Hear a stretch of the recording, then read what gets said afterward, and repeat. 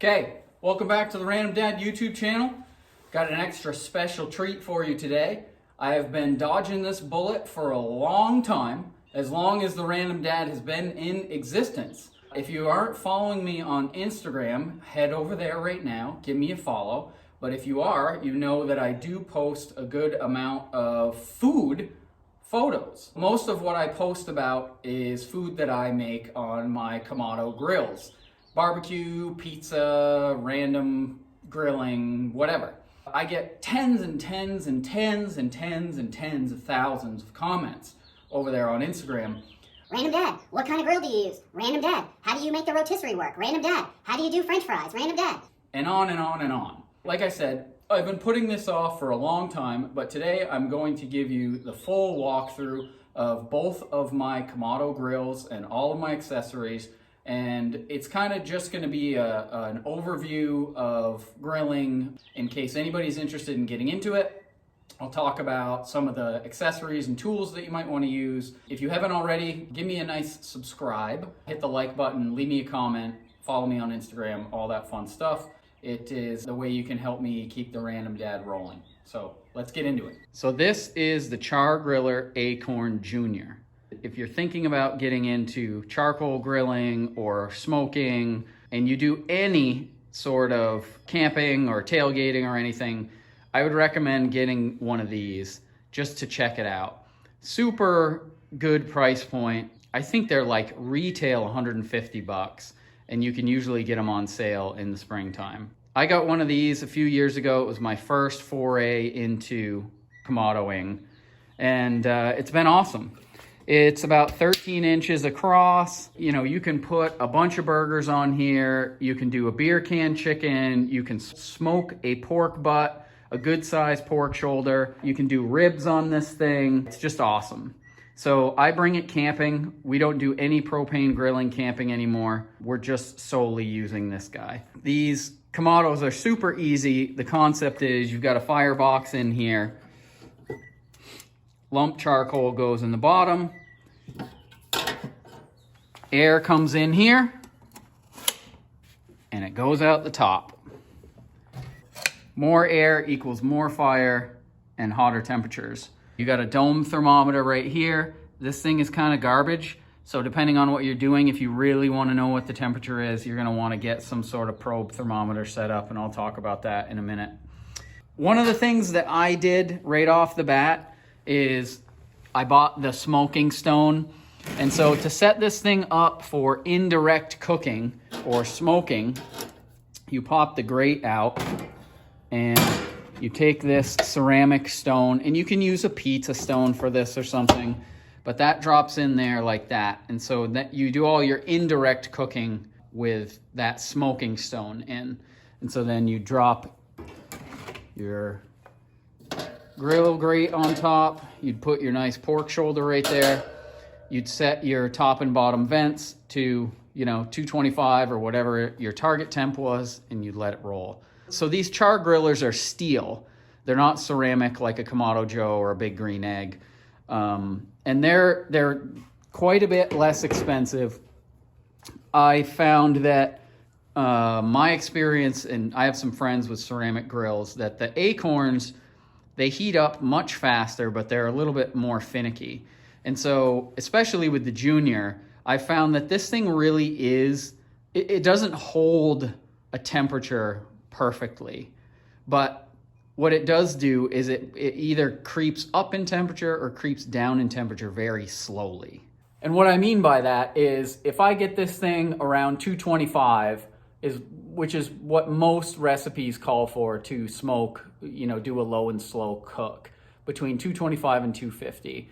It's either going to creep up in temperature really slowly, or it's going to lose temperature really slowly. And so the way you control that is with these the bottom and top grates here. I found kind of the sweet spots with these. Each one is a little bit different, but I've got this pretty well figured out. Typically, I'm not doing really long cooks with it, and usually we're camping, so I'm just hanging out, goofing with the grill, and it works great for that. I do have a temperature controller that I use on the big dog, but I don't use it very often on the Junior. This thing is awesome for grilling. It's great for camping. The barbecue that comes off of it is awesome. I'll show you the limited accessories I have for this one now. So those of you who have Akorn Juniors probably picked up on this earlier, but I did swap out the cast iron grate for this stainless steel grate. I'm sure there are some purists out there that cringe to see that thing, but it's lighter. I have an easier time getting a real good sear on the outside of a steak or a burger, even with this stainless steel grill. I don't know why, but I fought the cast iron one a little bit. The only real other accessory I have for the Junior is this rib rack. So this allows me to do 2 racks of ribs cut in half. You can kind of see there are 4 slots. So if you cut 2 racks of ribs in half, 1 rack takes up 2 each slot. I did have to modify it a little bit. You can see this guy, the lid hit that. So I just kind of bent that in. I'll put all the links for this stuff in the description, but I just got that on Amazon. It kind of self-centers as you close that. So yeah, I've done 2 racks of ribs on this thing. Works great for that. When you're smoking, if you're not familiar with the Kamado setup, you just drop your smoke wood down into the firebox on top of the lump charcoal. You probably can also see this is not the stock gasket on this grill. My Akorn Junior was a little drafty when I first got it, and so it just had this seal on the top of the top lid, and so I added this gasket material, which is for a wood stove, and again, I'll put the link in the description there. And I also added it around the ash pan. So the bottom of these Kamados, I'll show you on the Senior, the ash pan kind of slides off like that, and all of your ash gets caught in this. So this is also where the bottom intake vent is. Slide that baby back on there. There are just a couple of clips on the side. These little clips just go on like so. It really is easy. It's just fighting me with the camera here. So I added some gasket material around that too, and also this bottom slide piece. I added some gasket material to the back side of this slider because I was getting a lot of leakage. That helped a ton with this thing holding temperature. I haven't done it to the big one yet, but I probably will.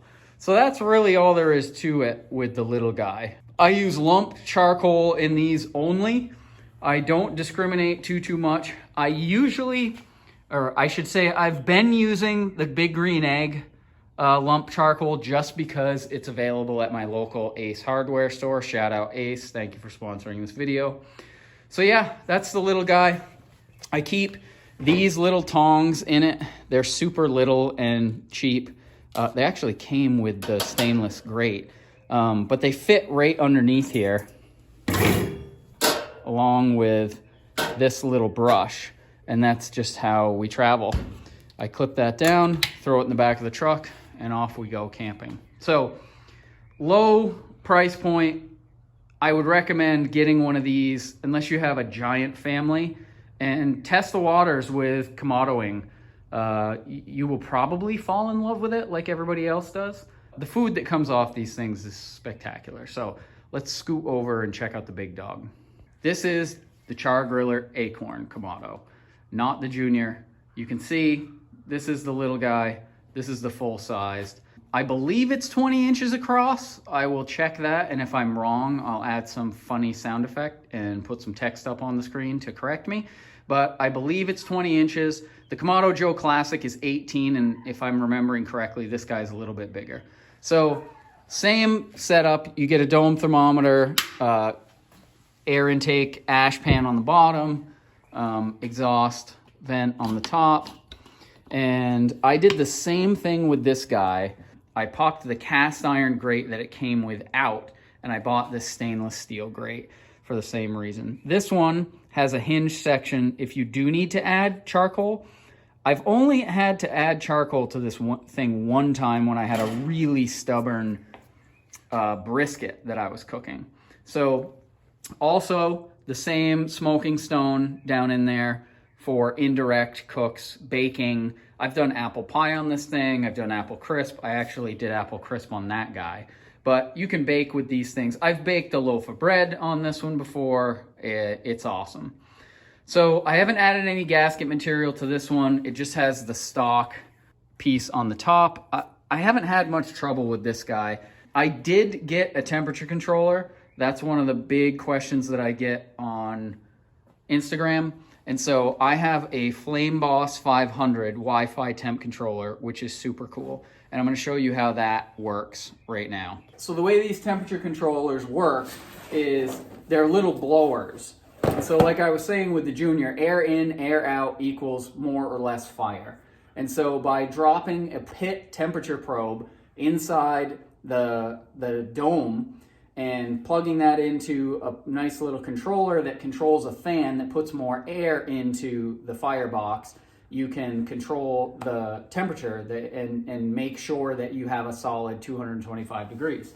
And so the Flame Boss 500, it's got Wi-Fi, it's got a cool app. I can't control, like make changes to the top vent with this thing, but I can put the temperature up or down from my phone, which is great. So this is the main head unit of this thing.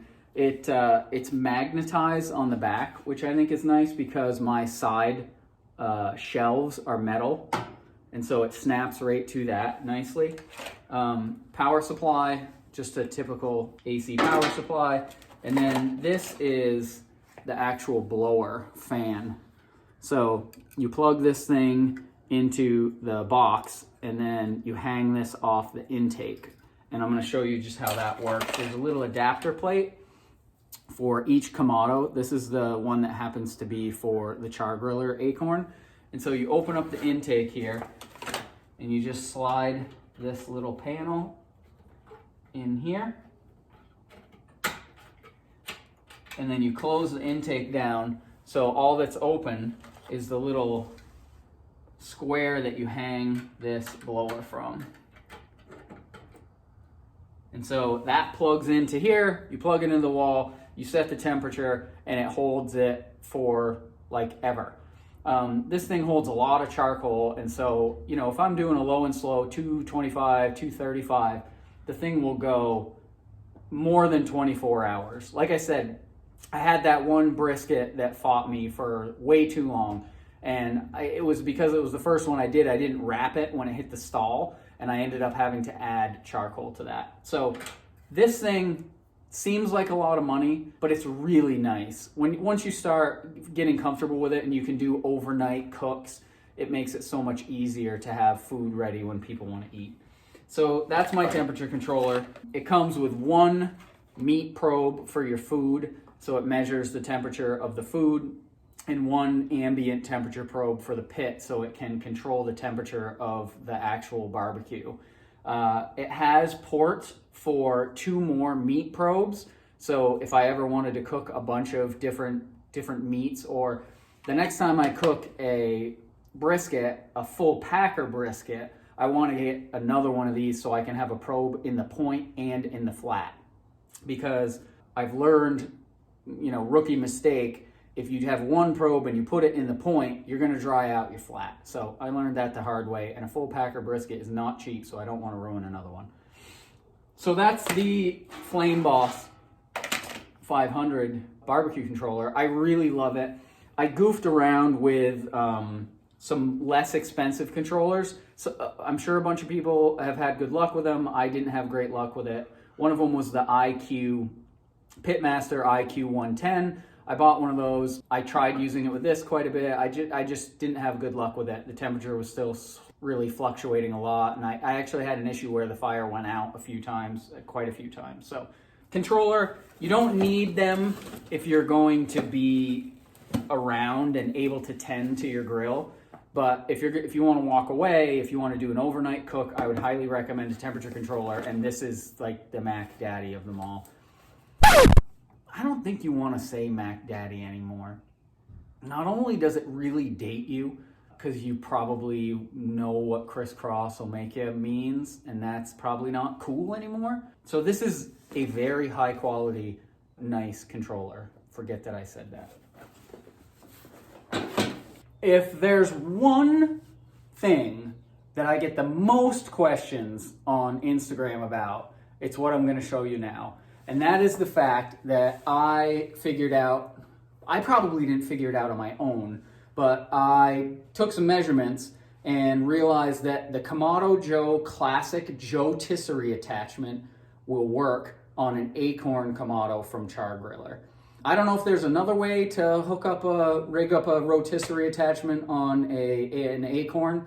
I'm sure there is, but this one is like swipe left on Amazon and the thing just works. I use that a lot. I really love the Jotisserie. The food that comes out of that is spectacular. So I'll show you how that setup works right now. First thing you gotta do is pop the grill grate out. And then I don't use the smoking stone because I just don't. So I'll pop that down there.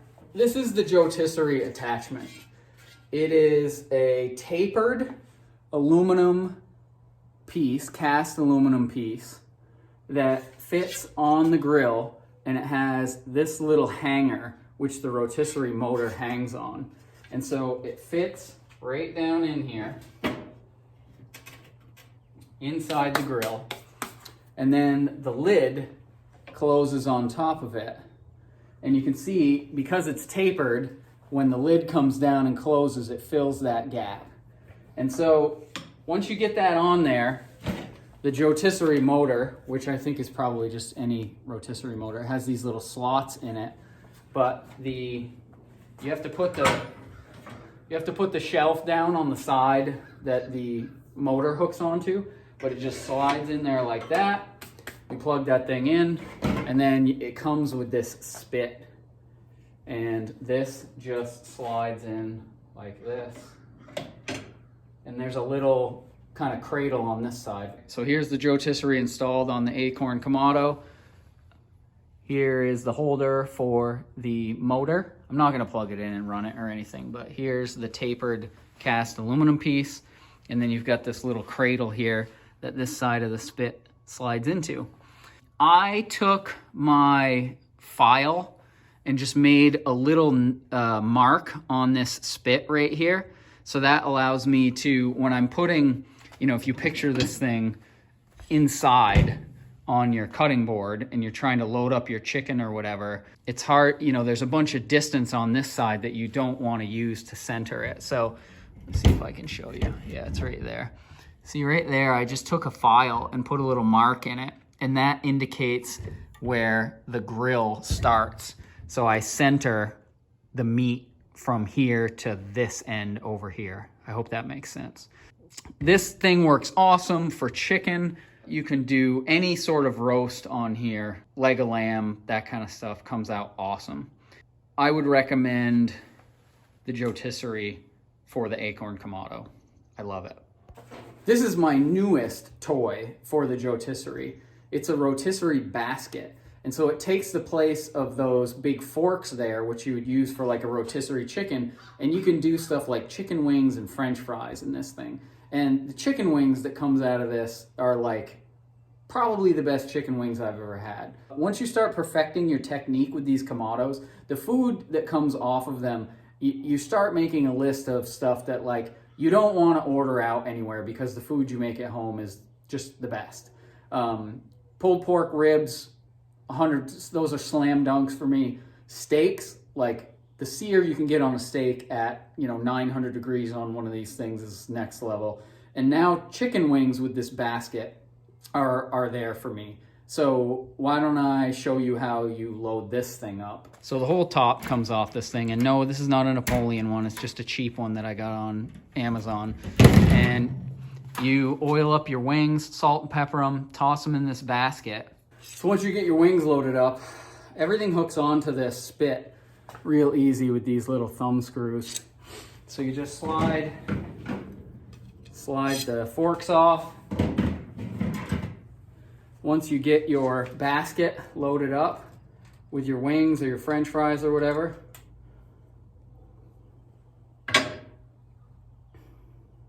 You put the lid on. Couple of clasps here.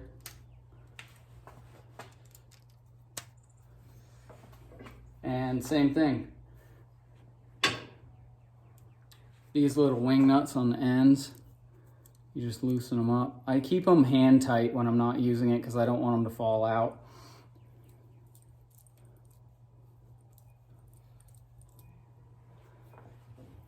And this slides through.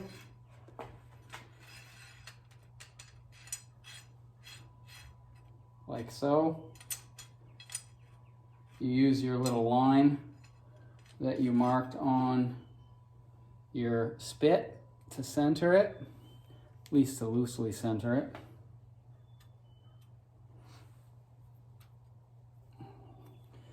Just tighten those up. They don't have to be super tight. And then you drop this thing in here, and off you go. Hey, real talk about this thing. It's really a pain to clean. I forgot to mention that, and I was picking this stuff up. I was like, I gotta cut that in here because this thing is brutal to clean. I haven't found a great way to do it yet. I know on the internet they say spray the thing down with cooking spray before you cook and it'll keep it from getting really dirty, but I haven't found that to be the case, and it's brutal. It's just big enough so you can't really like soak it fully in the sink, but soak it as best you can, and you know, put some long, rambling Grateful Dead music on or something that never ends, and just scrub till you can't feel your fingertips anymore. It will cut your fingers too, so the food is amazing, but dealing with this thing after you're done cooking is brutal. So, PSA, bye. This thing turns around and around, the wings tumble, they get evenly cooked, the skin crisps up amazingly. It's awesome. The only other thing that I would say that you have to get if you're going to get into Kamado cooking is a good pair of like insulated silicone gloves. Because when you got a big pork butt on the grill that's kind of falling apart, you kind of need to scoop underneath that thing with your hands and pick it up. So I would get some of these, get after it, get one of these grills. If you're into barbecue, if you're into cooking at all, it's been super fun for me, you know, another little hobby to have. So that's the Random Dad Kamado Kit 101 special. I probably forgot some stuff, but again, I would recommend getting into trying to cook some food on grills like this. Like I said, I've been surprised at how amazing the food that comes off them really is. Actually, there's one more thing that I forgot to tell you. I cook pizza on this thing too. And so you can get this up to 700 degrees and use it as a wood-fired pizza oven. The way that you would do that, and the way that I do that, is I just set it up with the smoking stone and then the grill grate, and I put my pizza stone right on top of that. It takes a little while to get used to moving the pizza from the peel onto the stone without flopping stuff everywhere. I've been around and around with different ways to do that successfully, and ultimately what I've landed on is just a ton of cornmeal, like way more than you think it's gonna take. I've done parchment paper. That works really great. You slide it right off onto the stone on the parchment paper. The only bummer there is you wait for about a minute and then you have to try to fish the parchment paper out from underneath the pizza, because what I found is if you leave the parchment paper underneath there for the entire cook, the crust doesn't crisp up as well as you really want it. If you really get into pizza, I would recommend jumping on KamadoGuru.com and looking up John Setzler's like Pizza 101 guide, because depending on what temperature you cook your pizza at, you want the moisture content in the dough to match, blah, blah, blah. I found a really easy, quick rise dough that the Random Mom makes, and I cook about 650, 700 degrees to make sure that the toppings come out all right. You want to kind of watch down through that top vent with a flashlight until your pizza's cooked. Because it does cook really fast and you don't want to overcook it. So anyway, thanks for watching The Random Dad. Follow me on Instagram. Like I said, I'll put all the links to all this stuff in the description below. But yeah, give me a subscribe, hit that bell button so you don't miss any more Random Dad action. Tomorrow we're headed to camp to blow the roof off. So we'll have a bunch of Random Dad content from that project coming soon. Thank you, goodbye.